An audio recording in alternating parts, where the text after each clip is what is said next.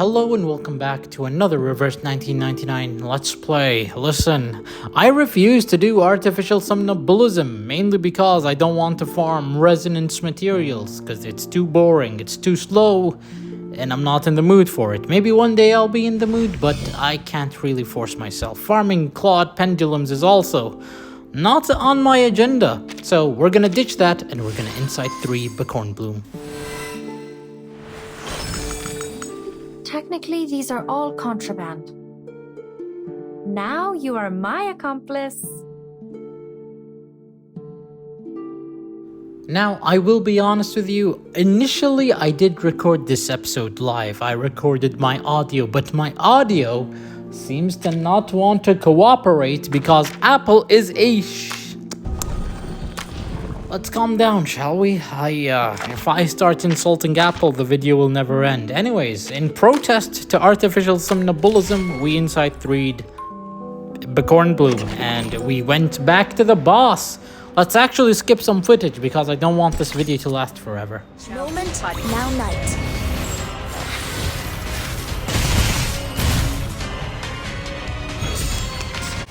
So you may have noticed something off with the enemy Moxie. When we used Suneto's ultimate, our enemy gained Moxie. And using a full reality team with the exclusion of DK, you know, I did not have hopes walking into this battle. In fact, this is the moment where I understood the system, the civilization that we are built on.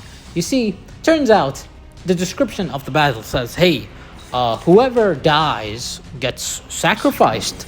And so, for the longest time, I thought, hey, the person we kill from the Manus Vindictae troops gets added to the boss mechanics. So wave 1, you have this thing where, oh, if you kill the beast one, the enemy, you know, attacks first. Actually, I don't know what's logic I'm saying, but like the point is the one you kill subtracts from the formula, and the one that survives, that's the one that actually gets added to the final boss, aka this anomalation that we are looking in the background. So yeah, I don't know, it was misleading to me because it really weirded me out. I thought, hey, the one that survives just gets subtracted, because again it said the one that dies, or he, whatever the boss is, gets the abilities of the sacrifice. Anyways, without blabbering, let's just go to the next match, because this match, it's just limit testing. You know, we just played, we thought, hey, when enemy gets max Moxie, we're gonna use Buckhorn Bloom ultimate, and I do admit Buckhorn Bloom ultimate didn't do as much damage as I was expecting. I mean, it does do good damage, I'm not disputing that, but I'm just saying, jumping from Insight 2 to Insight 3 didn't do that much in terms of numbers, but I don't know. Again, this is all in protest of artificial somnambulism. We don't want to do it, and so this is our situation.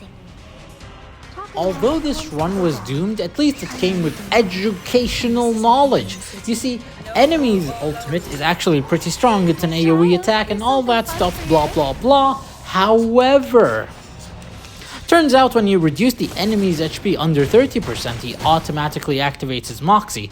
So if you can time his full Moxie with his 30% HP bar break, he actually ends up wasting a Moxie. You see, if he survives, let's say 40% HP, he'll use his Moxie, and then you drop him under 30% HP, then he will Moxie. You see the problem? He Moxies twice. So the best idea, the best course of action is to just, I don't know, reduce his HP under 30% right as he's about to Moxie. And again, I can do this because I use Buckhorn Bloom. When he's about to use his ultimate, we can't seal him, but we can reduce his Moxie, so that's pretty good. Or, you know, at the start of the battle, once the enemy has 2 Moxie, we can reduce the enemy Moxie with Buckhorn Bloom ultimate. So yeah, this strategy worked because I have Buckhorn Bloom. I don't know how it's gonna work with Melania, but I assume similar strategies can be involved where, you know, you steal your enemy's Moxie, or you reduce your enemy's Moxie so that you can time the 30% bar break with the enemy's first ultimate, because I don't think you can survive 2 or 3 ultimates, I'll be honest with you. So anyways, join me on my journey where I boycott artificial somnambulism and it causes me to lose. And you guessed it, I lose again. Care to guess what happens next? You're right, I lose again. However, it is because I am stupid.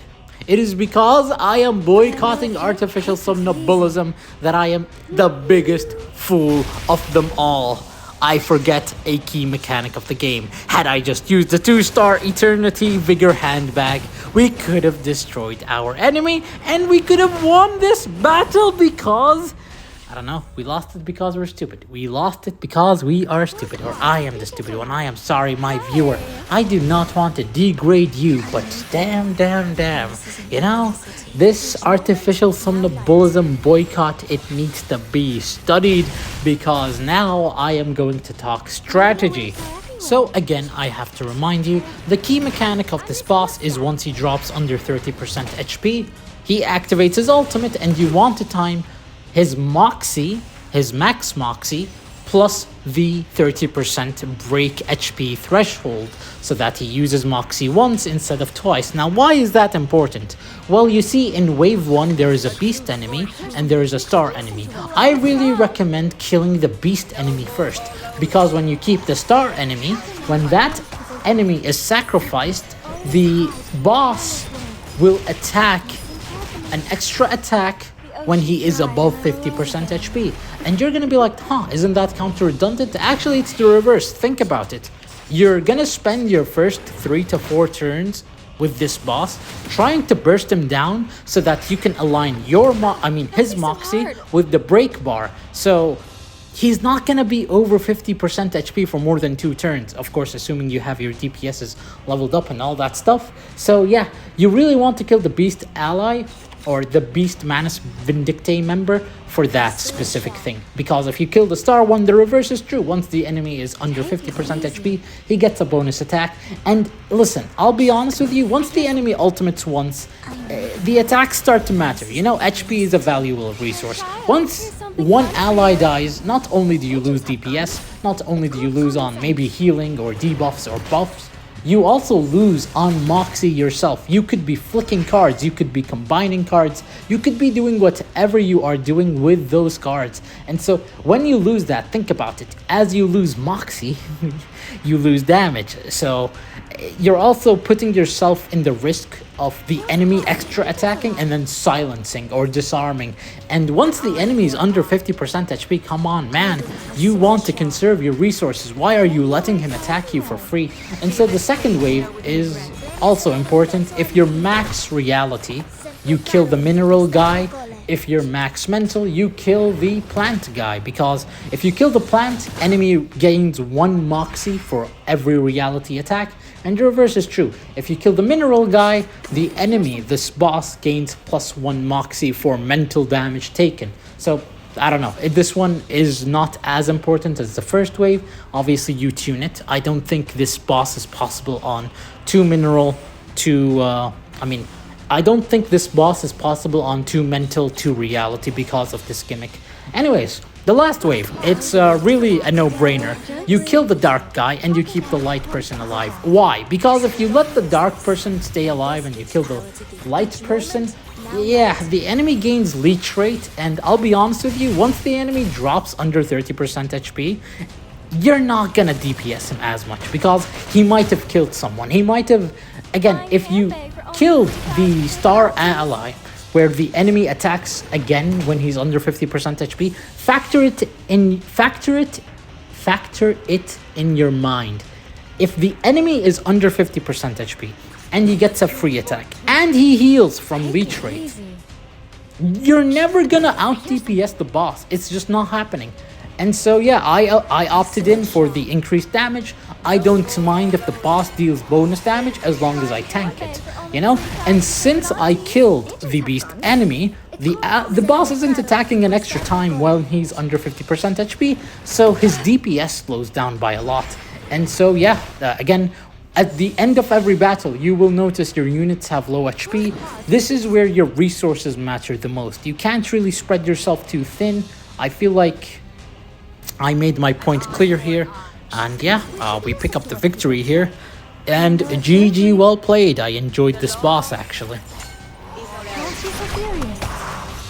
secrets always hide in careless words. Listen carefully.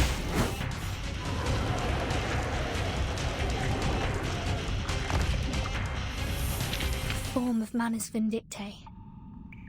It's more distorted than I thought. It's all over. Using troops?